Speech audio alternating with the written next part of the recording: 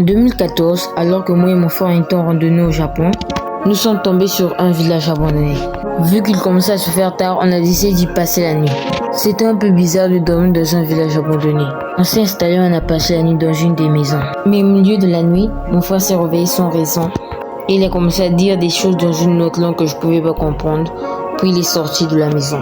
Et ensuite, il a commencé à marcher dans tout le village jusqu'à rentrer dans une maison très loin de là où on était.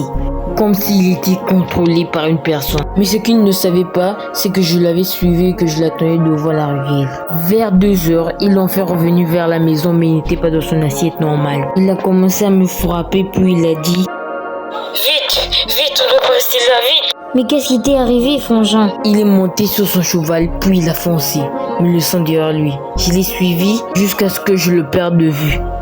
À l'aube, j'étais perdu, mais j'ai commencé à avancer à l'aveuglette.